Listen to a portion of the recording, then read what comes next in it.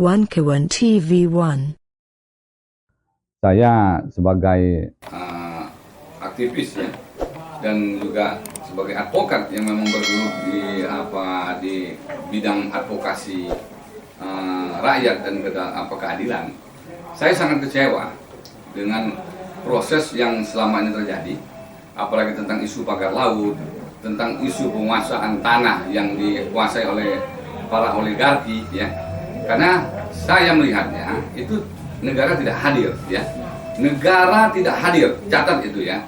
Kenapa? Karena persoalan ini harusnya representatif dari negara ini BPN untuk ngurus tanah, harusnya BPN juga lebih aktif, proaktif untuk mengakomodir isu-isu ini. Karena ini hak rakyat ya.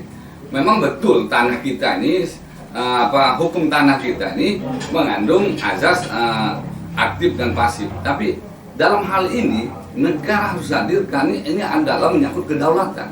Kenapa? Karena kalau ini dibiarkan seolah-olah kedaulatan kita itu terabaikan karena ada kekuasaan lain selain kekuatan negara ya. Nah, ini kita mau bicara apa? Kita kecewa. Sangat kecewa dengan kondisi sekarang ini. Dan kami berharap bahwa penegakan hukum ini tidak main-main, tidak hanya sebagai lip service ya. Dan kita berharap sekali koordinasi dari para menteri-menteri yang ada di sekarang ini, yang tersangkut pada menteri-menteri koordinator ya, khususnya tentang perumahan ya, koordinator untuk ke BPN dan ke Polhukam juga untuk soal penegakan hukum, itu harus dibuatkan sentral terhadap penanganan kasus-kasus seperti ini. Kalau begini caranya, negara itu tidak ada apa-apanya ya. Negara dikalahkan dengan kekuasaan yang punya uang ya. Dan akhirnya yang kita lihat sekarang ini fenomenanya, hukum itu tidak ada. Hukum itu hadir karena ada dua yang saya lihat, ada kekuasaan, ada kekayaan. Kalau tidak ada kekuasaan, kekayaan, nonsen untuk kita tegakkan. Nah, dalam kesempatan ini kami sangat berharap pada semua yang namanya pemegang amanah terhadap nomenklatur kementerian ini harus sigap ya, harus siap untuk bagaimana menyelesaikannya. Jangan hanya mengakomodir dari para pengusaha saja. Rakyat punya hak, rakyat dilindungi hak asasi tentang ekonominya, rakyat dilindungi tentang hak asasi untuk bersuara. Jangan sampai nanti rakyat bersuara, malah nanti digeser isunya, ditangkapi seolah-olah membuat fitnah terhadap isu-isu ini. Nah, kami sebagai penegak hukum dari sisi advokat ya, kami sangat berharap bahwa negara harus mengedepankan tentang penegakan hukum yang berkeadilan, bukan hanya penegakan hukum dari sisi kekuasaan dan kekayaan. Demikian itu poin pentingnya ya. Ya, ini perdebatan yang debatable, debat kusir yang sebenarnya tidak ada makna substansifnya tentang penegakan hukum. Kalau kita bicara penegakan hukum ya, rakyat yang selama ini mempunyai hak ekonomi, mencari di laut untuk kehidupan keluarganya, diamputasi oleh kekuasaan yang memiliki kekayaan, yang memiliki uang yang banyak, sehingga laut pun bisa disertifikasi. Dan ini sangat aneh ya, sangat aneh. Kita tidak mengedepankan proses tentang pembangunan yang berorientasi pada reklamasi laut. Tidak ada, karena kita masih banyak tanah-tanah yang bisa kita manfaatkan, yang bisa kita komunikasikan dengan rakyat, untuk rakyat juga punya saham terhadap pembangunan. Rakyat punya hak di situ ya. Jangan sampai sudah tanah darat dikuasai para oligarki yang ada, boleh kita inventarisasi ya.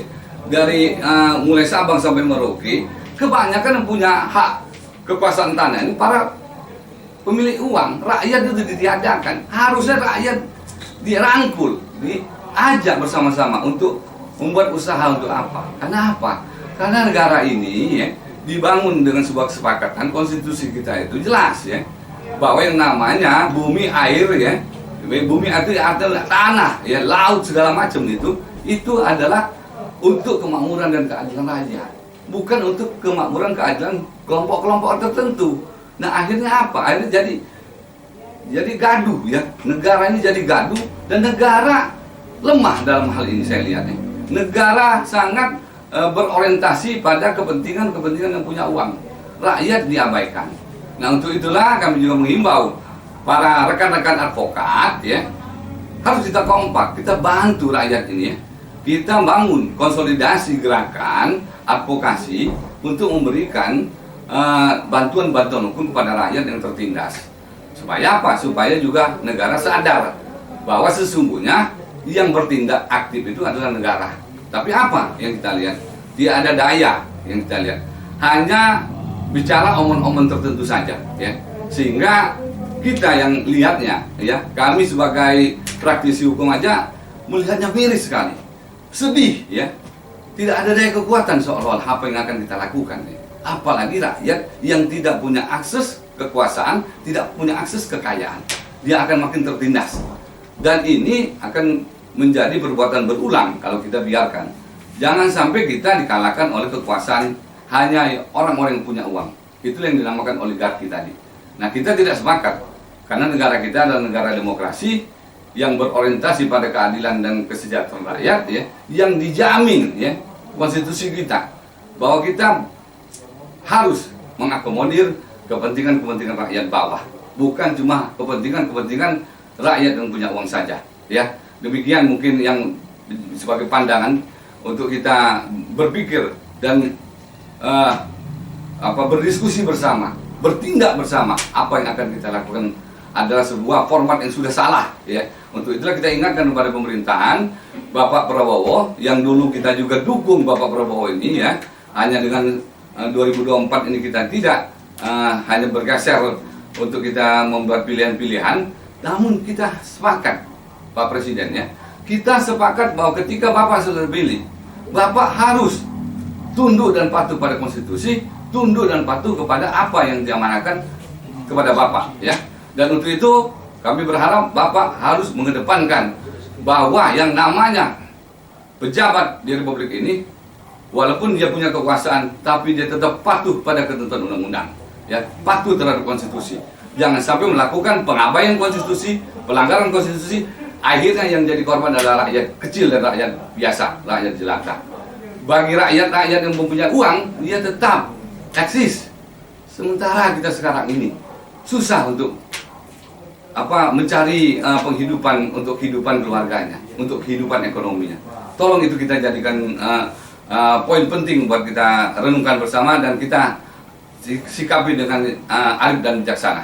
Saya masih tetap konsentrasi bahwa apa yang telah kita jalani sebagai praktisi hukum yang sangat pro terhadap kepentingan dan keadilan rakyat bawah tetap tidak hilang dari apa yang menjadi idealisme kami, idealisme saya sebagai praktisi hukum.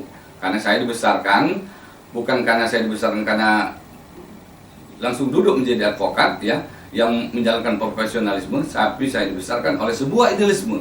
Ya, saya dibesarkan oleh sebuah idealisme dan saya masih punya motivasi untuk bagaimana saya bisa mengangkat harkat martabat rakyat bawah ini jangan sampai jadi objek dari pembangunan. Saya tetap konsis. Saat ini saya juga lagi konsis tentang mengaungkan, mengedepankan bagaimana isu tentang korupsi di Pertamina ya.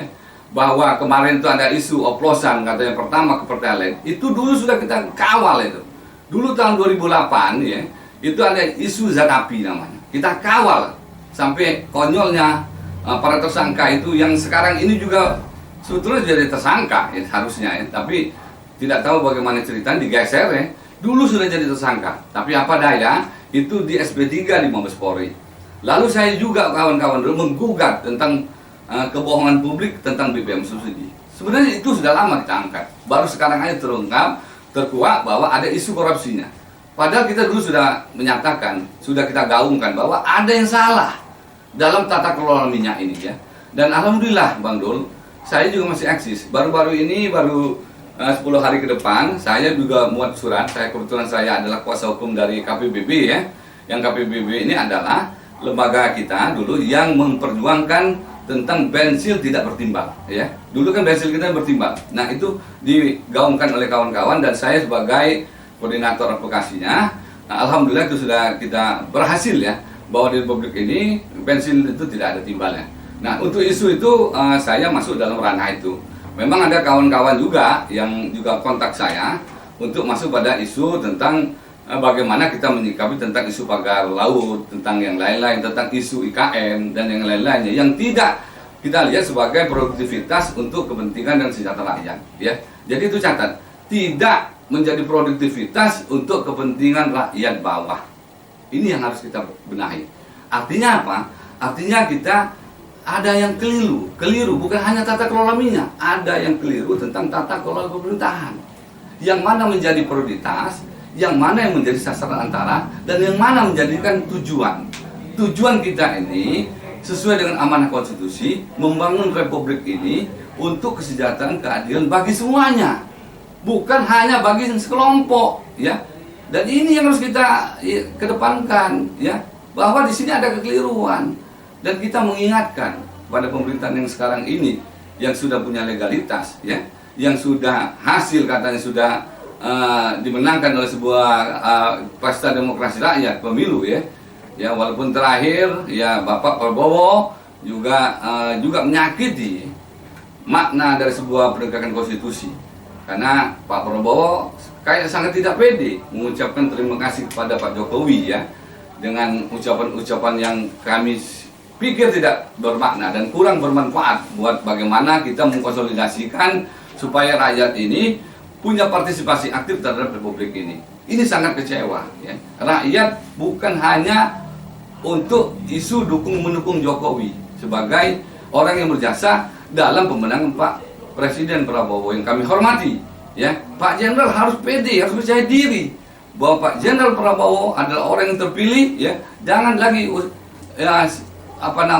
menyinggung soal adanya jasa-jasa dari Pak Jokowi. Kenapa? Ini adalah jasa dari republik ini, jasa dari semua anak bangsa untuk kita kedepankan sebagai modal bahwa kita punya kekuatan karena kita punya legitimasi. Untuk itulah Bapak harus rangkul rakyat bawah Bapak, rangkul rakyat yang punya kepentingan terhadap hak ekonominya, hak konstitusinya. Bapak jangan biarkan rakyat Bapak kayak ayam kehilangan induknya, kayak anak ayam kehilangan induknya, ya. Dan Bapak harus hadir dalam kondisi-kondisi tersebut.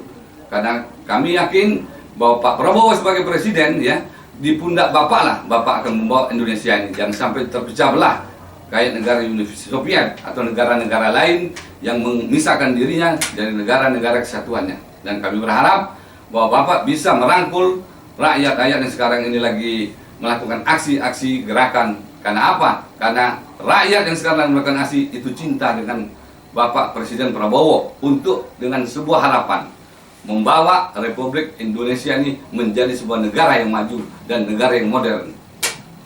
Ya, sangat dilematis. Satu sisi kita menegakkan bahwa semangat reformasi kemarin, nah ini perlu dicatat, penegakan konstitusi kita selama rezim Orde Baru 32 tahun yang sudah dibenahi dengan reformasi memisahkan, ya, domain dari TNI dengan kerjaan-kerjaan sipil. Nah, tapi ketika hari ini bahwa dalam rancangan undang-undang TNI ada semacam dui fungsi yang dilakukan yang juga saya bilang salah tata kelola terhadap rancangan tersebut. Kalau memang mau diangkat para anggota-anggota TNI yang sudah terlatih kedisiplinannya, sudah terlatih cara berpikirnya yang sistematis, ya, yang sudah biasa ikut berperang sehingga dia bisa melakukan tata kelola di bidang sipil, ya harus dicopot dulu, ya. Dia nonaktifkan, dia dipensiunkan, baru dikaryakan. Tapi kalau itu dibuat difungsi lagi, itu akan membawa sejarah kelam pada saat kita melihat bagaimana kekuasaan TNI saat itu sangat dominasi sekali, yang sehingga waktu itu dikenal adanya kekuatan tiga golongan, ABG namanya, ABRI, ya, birokrasi dan Golkar. Nah, kalau sekarang ini Golkar tidak ada karena ini adalah multipartai, ya. Jadi kita berharap bahwa Pak Prabowo juga mengakomodir, ya, bagaimana ini nanti rancangan ini betul-betul harus dikedepankan soal tentang isu jangan sampai lagi kita kecewa terhadap apa yang sudah terjadi sebelum era reformasi. Kita sudah benahi di era reformasi ini. Hal yang sudah dibenahi jangan lagi dicarut-marutkan, ya, sehingga kita mengelola negara ini harus dengan sebuah rancangan, rencana yang terstruktur dan sistematis. Nah, kita juga melihat bahwa banyak rancangan undang-undang lain ya, terutama juga tentang Polri. Nah, Polri ini juga banyak harus kita sikapi dan kritisi. Jadi banyak pasal-pasal yang perlu kita kritisi, termasuk juga nanti ada rancangan undang-undang KUHP ya. Nah, ini juga harus punya motivasi supaya ini harus naskah akademik terhadap rancangan undang-undang ini, walaupun katanya sudah ketok palu, ya harus harus ada di debat gitu, harus didiskusikan ya, harus kita panelkan. Nah, kalau memang ini tidak sesuai dengan amanah konstitusi, ya sebetulnya MK punya domain di situ, Mahkamah Konstitusi. Nah, tinggal kita uji nanti. Nah, tapi kita berharap Mahkamah Konstitusi saat ini betul-betul menjalankan amanahnya untuk menilai apakah ini bertentangan dengan konstitusi atau tidak. Jangan sampai Mahkamah Konstitusi justru tunduk dan patuh pada kekuasaan pemerintah birokrasi. Demikian poinnya.